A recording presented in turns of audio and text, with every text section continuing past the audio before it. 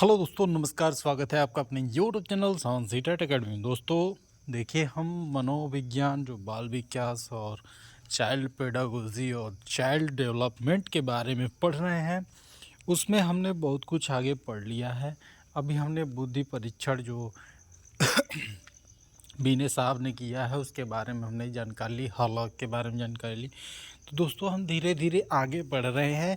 और देखिए, आप मैं छोटे छोटे वीडियो में आपको समझाना चाहता हूं कि आप अच्छे से समझ जाएं, क्योंकि बड़ा वीडियो बनाने पर बोरिंग टाइप में महसूस होता है और लोग उसे समझ नहीं पाते हैं। तो दोस्तों, कोई भी अगर दिक्कत होती है तो आप हमारे कमेंट बॉक्स में जो है प्रश्न को डालिए, हम आपको आंसर दे देंगे। दोस्तों चलिए, अगर देखिए दोस्तों, आप हमारे चैनल पे नए हैं तो आप हमारे चैनल को सब्सक्राइब जरूर करिएगा और अपने फ्रेंड सर्कल में शेयर करिएगा। चलिए दोस्तों, शुरू करते हैं नियंत्रित निरीक्षण पद्धति। ठीक है, हम इसके बारे में आज पढ़ेंगे।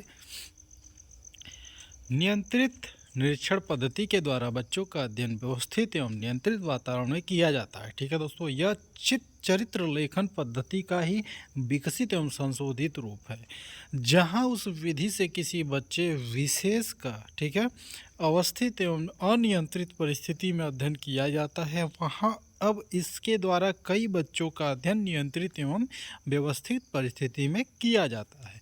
अब आत्मगत जो कि सब्जेक्टिव अंगों में फैक्टर को यथासंभव स्थान नहीं देने की ही कोशिश रहती है। इस अंग का निराकरण करने के लिए निरीक्षण में प्रश्नावली, चलचित्र आदि साधनों का भी सहायता ली जाती है। आपको मालूम होगा, आप देखे होंगे, अगर आप माइक्रो टीचिंग वगैरह की हैं तो आपको समझाया गया होगा कि आपको कैसे बच्चों को समझाना है, पढ़ाना है, बताना है और जानकारियाँ देनी है। जैसे चलचित्र, दोस्तों आपको मालूम होगा कि हम कोई ऐसे चित्र दिखाते हैं जो चलते और फिरते रूप में होते हैं। जानवर को बताने के लिए हम उसका चित्र दिखाते हैं। ठीक, प्रश्नावली विधि, हम बच्चों को बैठाकर या बच्चों का गुट बनाकर उसमें हम कहते हैं कि आप अपने प्रश्नों को पूछिए और उसका उत्तर दीजिए। ठीक है दोस्तों, तो देखिए, ओहियो स्टेट यूनिवर्सिटी में बच्चों को इस प्रकार का अध्ययन की सुंदर व्यवस्था की गई है। अध्ययन की सुंदर व्यवस्था की गई, जहां तापमान, प्रकाश, ध्वनि आदि अंगों का पूर्णतः नियंत्रित किया गया है। नवजात शिशुओं की ज्ञानात्मक प्रतिक्रियाओं का अध्ययन करने के लिए पहल जर्मन में नियंत्रित निरीक्षण विधि के व्यवहार किया गया था। अब इतना सुंदर सुधार हो गया है कि इसका अध्ययन पूर्णतः विश्वसनीय होता है। वाटसन ने इस विधि को अपनाकर नवजात शिशुओं के संवेगों का अध्ययन किया। ठीक है दोस्तों, देखिए इसमें संवेगात्मक अध्ययन का भी विवरण दिया गया है। इस विधि का उपयोगिता में गैसल ने अपने परिश्रमों से बहुत ही आगे बढ़ाया है। ठीक, बहुत ही आगे बढ़ाया है। उसने बच्चों के अध्ययन के लिए चलचित्र कैमरा, मूविंग पिक्चर कैमरा का भी व्यवस्था की। इस सहायता से बच्चों को प्रतिक्रियाओं का चित्र ले लिया जाता है। इस प्रकार बच्चों का अध्ययन करने के लिए ऐसे पर्दे की भी व्यवस्था की गई है, जिसके द्वारा निरीक्षक, ठीक है, बच्चों की प्रतिक्रियाओं को देखने में समर्थ होता है, लेकिन वे निरीक्षक को नहीं देख पाते हैं, इसलिए उनकी सभी प्रतिक्रियाएं स्वाभाविक होती हैं। कभी कभी तो निरंतर निरीक्षण का भी प्रबंध किया जाता है और अधिक से अधिक निरीक्षकों का निरीक्षण तुलनात्मक, ठीक है, अध्ययन करने में किसी निश्चित निष्कर्ष पर पहुंच जाता है। बोहलर ने भी इस विधि का व्यवहार बहुत सफलतापूर्वक किया है। वार्कर और लूमिस ने इसका व्यवहार नर्सरी स्कूल के बच्चों के व्यवहारों में अध्ययन में किया है। नियंत्रित निरीक्षण की जो उपयोगिता आधुनिक काल में है, उसे कोई अस्वीकार नहीं कर सकता है। आज इसके प्रसाद से बच्चों का वैज्ञानिक अध्ययन संभव हो सका है, लेकिन इसके प्रति भी कुछ विद्वानों ने आपत्तियां उठाई हैं। उनका इस संबंध में कहना है कि बच्चों के कृत्रिम वातावरण में रखने से उसकी स्वाभाविक प्रतिक्रियाओं का अध्ययन नहीं होता है। इसलिए इस आलोचना को ध्यान में रख कर आजकल प्रयोगशाला को घर के वातावरण में परिवर्तित करने का प्रयास किया गया है और उसे खिलौनों, कुर्सी, बिछौनों आदि से सुसज्जित किया गया है।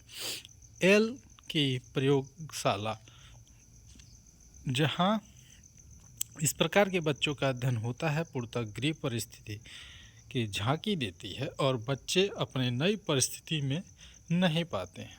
दूसरी आलोचना, इसके प्रति कुछ विद्वानों का यह विभिन्न निरीक्षक बच्चों के व्यवहार एवं दृष्टिकोण के अनुसार व्याख्या करते हैं, लेकिन इस संबंध में यह स्मरणीय है कि वैज्ञानिक वृत्ति अपनाने से इस दोष को दूर करना संभव नहीं है। इसलिए इस विधि को अपनाना ही वैज्ञानिकों के लिए श्रेयकर है। धन विभिन्न अध्ययन विधियों के विवेचनात्मक उल्लेख करने के बाद निष्कर्ष स्वरूप यह कहा जा सकता है कि यद्यपि बच्चों के व्यवहारों का अध्ययन करने में कई प्रकार की कठिनाइयाँ उपस्थित होती हैं, लेकिन मनोवैज्ञानिक ने जिन विधियों का आश्रय बच्चों का अध्ययन करने के लिए लिया जाता है उनसे स्पष्ट है कि उन कठिनाइयों में रहते हुए भी बच्चों का वैज्ञानिक अध्ययन करना पूर्णतः संभव है। हाँ, इसके लिए धैर्य, प्रशिक्षण और वैज्ञानिक वृत्ति का होना आवश्यक है, तभी किसी मनोवैज्ञानिक को अपने प्रयत्न में सफलता मिल सकती है। तो दोस्तों, सही बात है, अगर हमारे अंदर जो सबसे बड़ी चीज़, अगर हमारे अंदर संयम, धैर्य नहीं है तो हम किसी भी चीज़ में सफलता नहीं पा सकते हैं। समय लग सकता है और सफलता मिलेगी, ठीक है।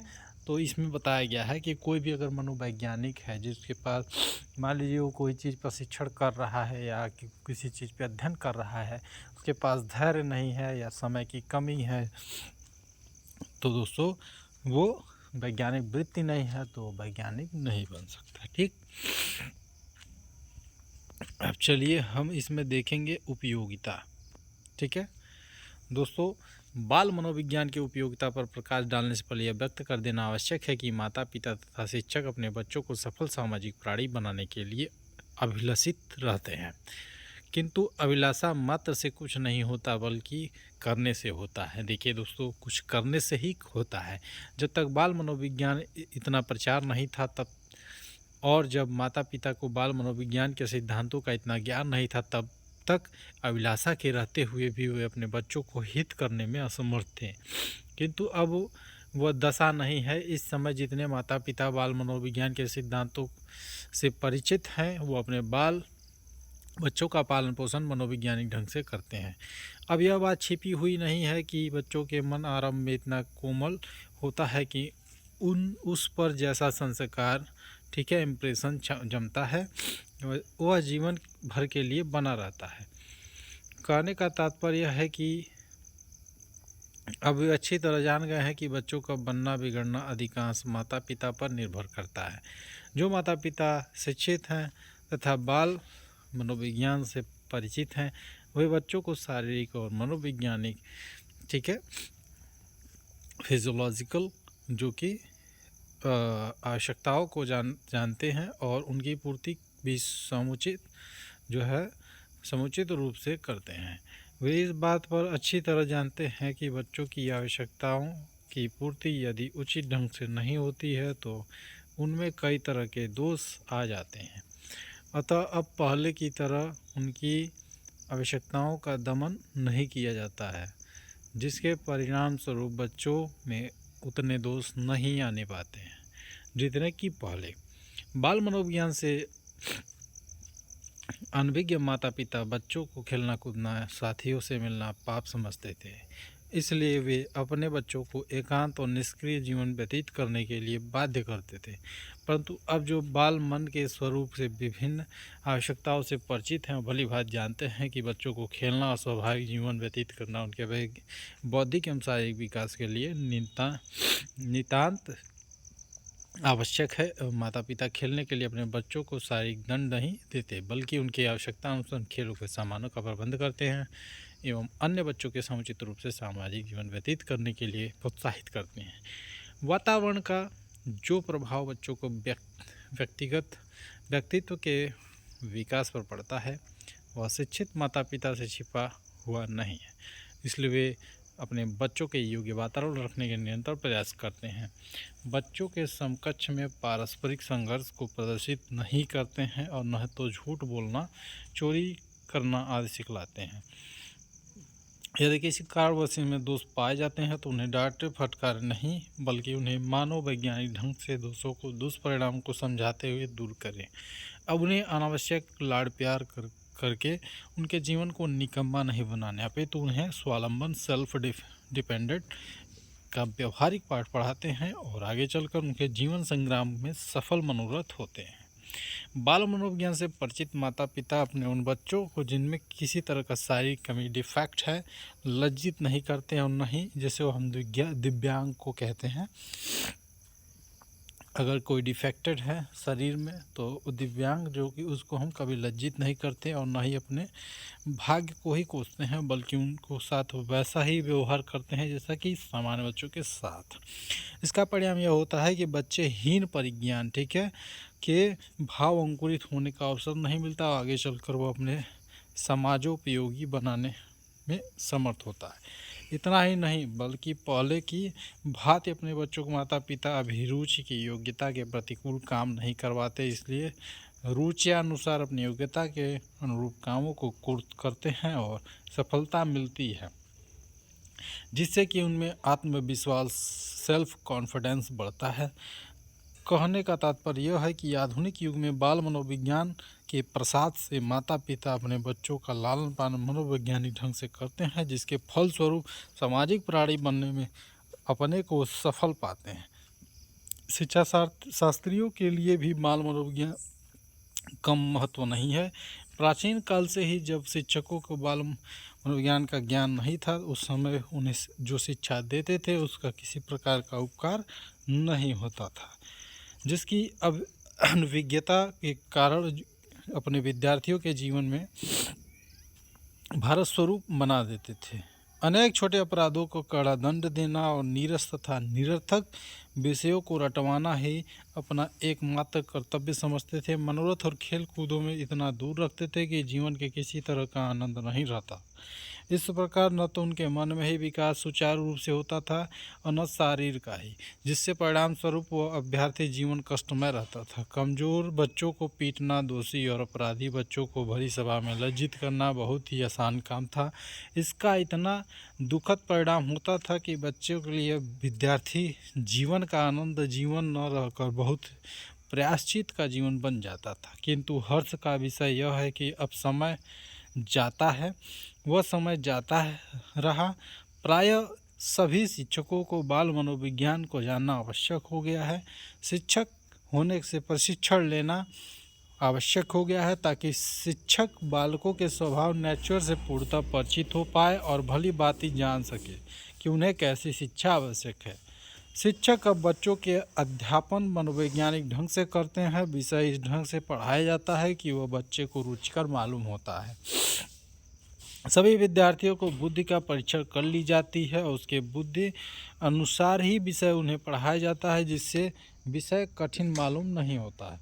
पढ़ाते समय इस बात का अधिक ध्यान रखा जाता है कि पढ़ाए जाने वाले विषय विद्यार्थी को योग्यता अनुरूप हो, जिससे बच्चे मानसिक दुर्बलता से पीड़ित रहते हैं। उन्हें सामान्य बालकों का पाठ्यक्रम पढ़ने के लिए विवश नहीं किया जाता है, बल्कि उनको ऐसा ही विषय पढ़ाया जाता है जिससे जीविकोपार्जन में सहायता सिद्ध हो सके। ठीक है।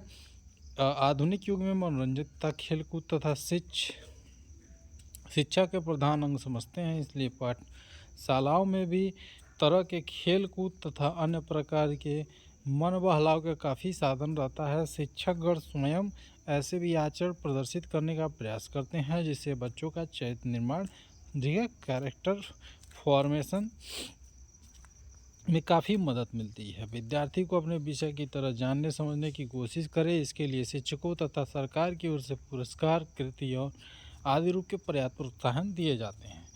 पढ़ने लिखने में कमज़ोर विद्यार्थियों की उनकी कमजोरी के लिए लज्जित नहीं किया जाता है, बल्कि उन्हें कमजोरी से दूर करने का मनोवैज्ञानिक प्रबंधन किया जाता है। इतना ही नहीं, बालक के जिस विद्यार्थी में रुचि प्रकृति विषय में होती है वह विषय पढ़ाया जाता है। परिणाम तो बच्चे अपने विद्यार्थी जीवन को अच्छा करते हैं। हर्ष का विषय यह है कि हमारी राष्ट्रीय सरकार प्रारंभ में ही विद्यार्थी की योग्यता अभिरुचि अनुसार के पढ़ाने का प्रबंध कर रही है। शिक्षा क्षेत्र के बाल मनोविज्ञान में जितना श्रेय प्राप्त है उतना ही उल्लेख करना ही संभव नहीं। आधुनिक न्यायालय में बाल मनोविज्ञान प्रसाद से वंचित नहीं है। पहले अपराधी बच्चों को ठीक है कारावास में दंड दिया जाता था, किंतु अब उन्हें कारावास में दंड देने का विधान नहीं है। यदि कोई बालक किसी प्रकार का अपराध करता है तो उसे दोष को प्रमाणित करने के लिए अब वकील को न्यायालय में जाने की जरूरत नहीं है। जब कोई अपराधी बालक मिलता है तो उसके लिए विशिष्ट न्यायाधीश नियुक्त होती है और बच्चे के माता पिता मनोवैज्ञानिक आदि की सहायता से अपराध के कारणों को जानने का प्रयास करता है। जब उसे कारणों का पूरा पता लग जाता है तो उसके कारणों को दूर करने की कोशिश की जाती है, बल्कि बालक के भविष्य अपराध कार्य नहीं कर सके। इसे अतिरिक्त ऐसे बच्चों को